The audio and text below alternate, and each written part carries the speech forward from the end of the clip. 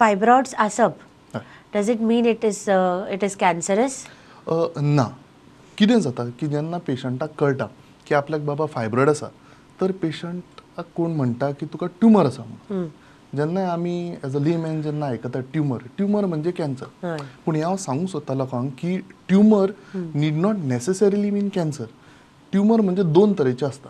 एक कॅन्सराचो ट्युमर असता आनी एक नॉन कॅन्सरस ट्युमर असता.